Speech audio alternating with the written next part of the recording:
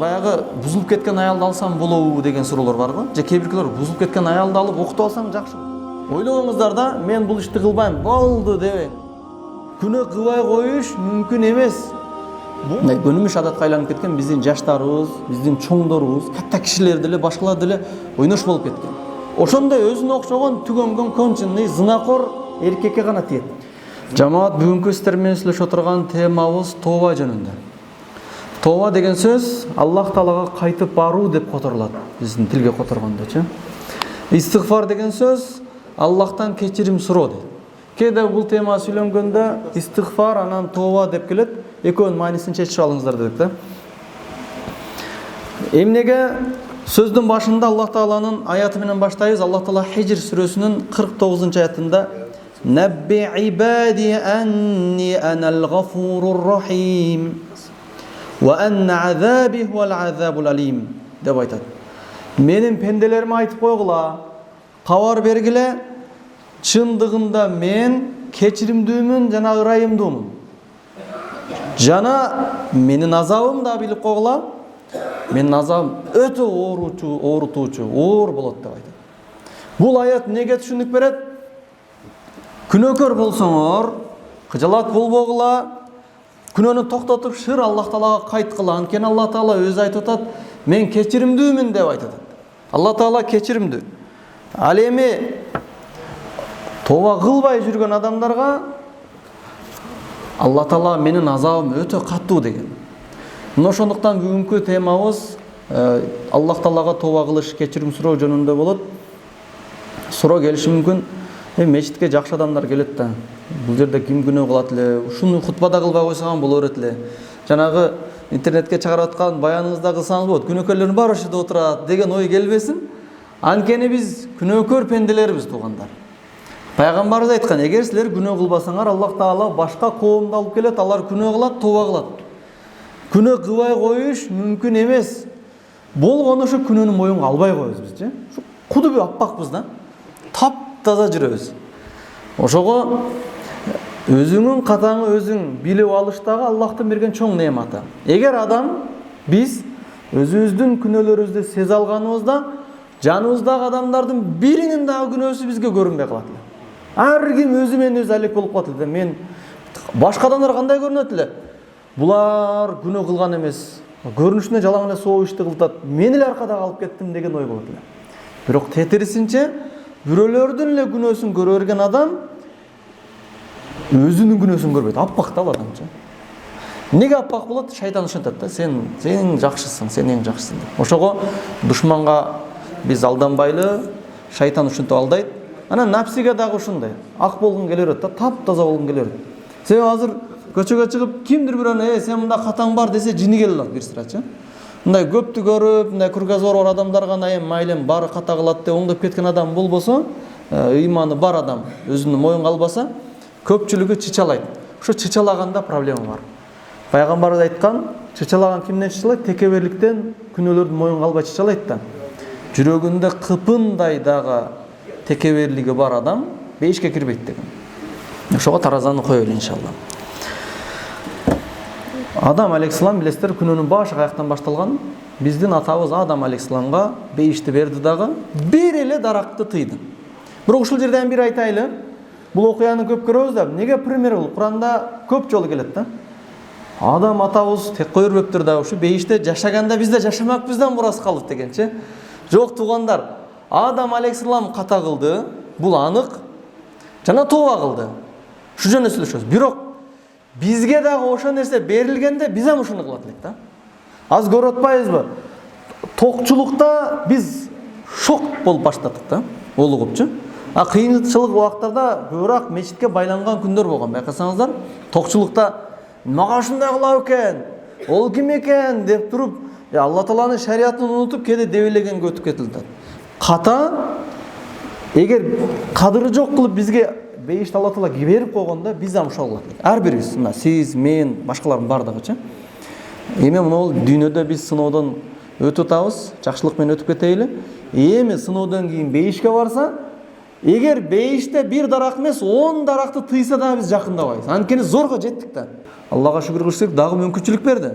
Шайтанга окшоп силер өмүр бою тозокто калуучусуң дегенде эмне кылат эле? Колубуздан эмне келет эле? Алла Таала дагы мүмкүнчүлүк берди. Сыноо мөөнөтүн өтө аз кылды. 60 менен 70 аралыгы бул дүйнө кыяматта 50 000 жыл күткөндүн эсебине караганда 2,5 күндүк болуп калат. Кичине кыска дүйнөдө сыноодон өтсөк, Аллах Таала берет. Ошондуктан канча каталарыбыз болсо тооба кылайлы деген темада сүйлөшүп атабыз. Адам ата Куранда келет: "Асо Адама ва гава". Адам Аллага күнәкар болду. Жана даракка тийди, адашты. Адаштырды. Адамды аялы Хава адаштырды, Хаваны шайтан адаштырды. Чынтасыздарбы? Бирок шайтан Адамга биринчи келген эле, болбой койгондо через ким аркылуу болду эле? Аял аркылуу да. Бизде дагы ката болгон элестетиңиз. Шайтан сизди дагы азгыра, сиз эркектик кылып көңүл бурбай койдуңуз. Эркек киши майдай нерсеге көңүл бурбайт да. Бирок аялыңыз аркылуу сизди алдап коет жөн элечи. Ойлогоңуздар да, мен бул ишти кылбайм, болду дебең. Ошол ишти кылдыртканга шайтан сезимтал болгон, көп нерсени чукур ойлогон аялыңызды азгырат дагы, ошол аркылуу сизге дагы келиши мүмкүн. Ошондуктан бир сөз менен шариятты бузбаңыз. Кокус бузуп алган болсоңуз, Адам алейхиссалам сыяктуу тооба кылыңыз. Адам алейхиссалам эмне тооба кылган? Роббана заламна деген. Адам алейхиссалам атабыз ошол жерде дагы көкүрөктү тосуп дагы аялынын атынан да кечирим сурады. Робби заламту деп айткан жок. Мен зулумдук кылып койдум өзүмө, бирок мени эле кечирсең болду. Роббибиз, биз мына аялым экөөбүз зулум кылып койдук. Кимге? Анфусана, өзүбүзгө өзү зулумду кылдык. Ва иллам тагфир лана, эгер бизди кечирбеген болсоң, ланакунанна минал хасирин, биз зыян тартуучулардан болуп калабыз. Өзүбүзгө зыян да. Бар го? Күнөө кылсак, күнөө Аллага зыянчылыгы жок, күнөө өзүбүзгө зыян. Мына ошол нерсени моюнга алды. Алла Таала кечирди. Кечиргенде кандай кылды? Кайра бейишке барышына убада кылды. Бирок кандай жол менен? Мынакей алдыңыздарда турат, сыноо менен. Адам алейхиссалам өз сыноосун аткарып дүйнөдөн көз жумду. Мына биздин алдыбызда турат бул суроолор. Келиңиздер Аллахтын шариятына кайтайлы. Ким не десе десин, Аллах буйруган буйругун биринчиге коебуз, ошол менен кетейли. Мен ошо сөздүн башында айттык, ката кылбай коюш мүмкүн эмес. Болгону ошол катаны тынбай Аллахтан кечирим сурап, ошону токтотуп туруш керек. Мисалы бүгүн нол күнөөнү кылсаңыз, ошону токтото койсоңуз, ошо менен бүтпөйт да. Шайтан анын башка варианттарын сизге алып келе берет, сунуштай берет. Колдон келишинче ошодон алыс болуш керек. Кокус аңга түшүп калган болсо, ошол нерсеге тооба кылыш керек. Марсат деген сахаба бар. Марсат пайгамбарыбыздын сахабасы эле, шустри сахаба эле. Шунчалык дипломатиялык, эпчил сахаба эле. Маккадан Мадинага хижрат кылып келгендерди меккеликтер тосот эле да. Баягы байлыктарын алып коет, башка кылып коет эле. Ал ушундай таланты бар эле дагы, түн ичинде барып, башка жолдор менен Мадинага алып келет. Маккадан эптеп алып чыгып кетет да. Тагыраак айтканда, зулум чеккен адамдарды абалын алып чыкканга иштеген пайгамбарыбыз ушул ишине ыраазы болуп эле жүргөн. Бирок Марсат күндөрдүн биринде бир үй бүлөнү түн ичинде алып чыгып келатканда, үй бүлө бала чакасы мененчи алдынан Анак деген аял чыгат. Анак деген аял бул Марсат ыйманга келтиргенге чейин экөө сүйүктүүсү болчу, ойношу болчу да. Булар исламга чейин булар бузулган адам болгон. Марсат мындай не деп коет, бабник болгон да. Ал ошол талантын кийин мусулмандарга жардам берген иштет. Жанагы жерден жолдон деп кетсең проблема болуп калат эле дагы, арга жок сөзгө салганга чыгыр. Анак кандай деген сөздөр мененчи. Сен башкача болуп кетсиң го деп кичине сөздөрдү алаксытып, кыскасы жана үй бүлөнү алып чыгып кетиш керек эле. Бирок ошо арга жок сөз болуп аткан учурда билесиздер, шайтан бар да. Ал Анак дагы бул фахиша эле, ойнош эле. Азыр дагы көнүмүш адатка айланып кеткен, биздин жаштарыбыз, биздин чоңдорубуз, катта кишилер деле, башкалар деле ойнош болуп кеткен. Ошол нерсени угуп коюңуздар, Алла Тааланын алдында жооп бересиңер. Зына бул нерсечи. Бул ондан көрө шариятыбыз адал кылган нерсени кылгыла дагы токтото турган жерге токтотуш керек. Бул ойноштук, баягы кыз жигит деген нерсе эмес, бул ойноштук эле болчу. Анак өзүнүн мурдагы варианты менен эле бир жылуу сөздөрдү сүйлөп, палан күндөрдө эстебейсиңби, паланда зор болгон эле, давай мындай кылып беребиз, мындай кылып беребиз дегенде марсат, бул дагы эркек да деген сөз бар го. Жүрөгү башкача болду дагы, эптеп чыдап олдойдон чыгып кетти дагы, бирок фатваны күтөт да. Мадинага келди дагы пайгамбарыбыздан сурады: "Я Расулулла, ушундай бир аял бар эле, мен өтө жакшы көрөт элем, ушуну көрүп калдым кечээсин сулуу чайда. Бирок ал мушрик. Бирок мусулман болушу мүмкүн, бирок бул фахиша, бузуку. Ушуга үйлөнүп алсам болобу?" дедиле. Алла Таала ушу марсаттын суроосуна жооп беретинде аят түшүрдү. Болобу же болбойбу дегенчи. Нур сүрөсүнүн 3-аят. Бул азыркы биздин кээ бир адамдардын суроосуна окшош да. Баягы бузулуп кеткен аялды алсам болобу деген суроолор бар го. Же кээ биркилер бузулуп кеткен аялды алып окутуп алсаң жакшы го. Болбойт. Айтып кое берели, бузулган аялды алып таза, намустуу аялды алып эле жашаш кыйын өзү негизичи. Бузук аялды аламса ого бетер жашоо кыйын. Өзүң диниңен кайтып кетесиң. Эркек киши көчөдө баш көтөрө албай калат. Коёнду камыш өлтүрөт, эркек кишинин намусу өлтүрөт дейт го. Ошол жаман сөздөр угур, аялың менен мындай жүрүптүр, аялың мындай жүрүп деген сөздөрдү угат эркек киши, акыры бирөө менен урушуп, талашып, бирөөнү өлтүрүп, бирөөдөн калып жок болот. Алла Таала Куранда аят айтат, ушул марсатка түшүргөн аятты окуйбуз. Az-zani la yankihu illa zaniyatan aw mushrika. Зынакор эркек бул зынакор аялга же мушрикке гана үйлөнө алат. Ал эми ва занияту зынакор бузук аял ла янкиха илля занин ау мушрик.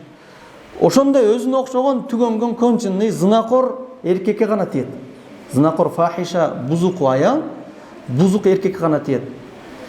Аягында хуррима залика алал муъминин, бул иштер ыймандууларга арам кылынды деп Алла Таала айтты.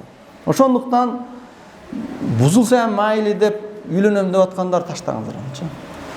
Намустуу, Кудайдан корккон аялга үйлөнүш керек. Ошондо дагы жашоо кыйын. Нарагына чыдасаңыздар эле чоң нерсе. А бирок мындайларга даават кылынат, туура жол көрсөтүлөт, бирок үй бүлөгө кириштирилбейт. Бул нерсени таштаңыз керек. Алла Таала Нур сүрөсүнүн 3-аятында хуррима залика алал муъминин, бул нерсе ыймандуу эркектерге арам кылынды деп. Бирок мындай деген жерлер бар. Тооба кылсачы депчи. Экинчи тарабы бар да. Тооба кылган болсо башка маселе. Тооба кылган болсо, өтмүшү тарыхта калган болсо, анда үйлөнсө болот. Бул мындай учурларда болуп калат. Бирөө аялы нито жүрдү, кийин тооба кылды. Эми балдарым үчүн жашасам болобу же болбойбу деген суроолор келип калат. Жок, балдар үчүн жашабайсың, бирок тооба кылып Аллага кайткан болсо, чыныгы тооба кылган болсо, кайра жашаса болот. Андай сөз далилденбеши мүмкүн, бирок сөз да баягы жергечи. Бирок далилденбейби, тооба кылынган болсо гана башка маселе. Бирок тооба кылып элек дагы деле бузукун уланткандарды ташталат мисалчы. Эми пайгамбарыбыздын аялына дагы сөз таркаткан. Айша энебизге ушундай бул бузулуп кетти, мындай болуп кетти деген сөздөрдү таркатканда пайгамбарыбыз не деген билесиздер? Эгерде ушул иш болгон болсо, Аллага тооба кыл, Алла Таала кечиримдүү. Эгер андай болбосо, Алла Таала сени актайт деген. Алла Таала Куранда аят түшүргөн, Айша энебизде таза экендигинечи. Бирок ушул жерден алымдар өкүм чыгарат. Эгер ушул иш болгон болсо, мойнуңа алып тооба кыл. Тооба кылсаң можно жашагангачы. Но тооба кылбай дагы эми эле жалгандарды сүйлөп, баягы аттан түштү да ыярда отура берген болсо, анда жашабаш керек андачы. Ушундай өкүмдөр бул эми кээде ушундай учурларда болуп калат. Бул учурлар канчалаганы сыртка чыкпай, жашырын муну калып кеткен. Шарият өкүмү ушундай.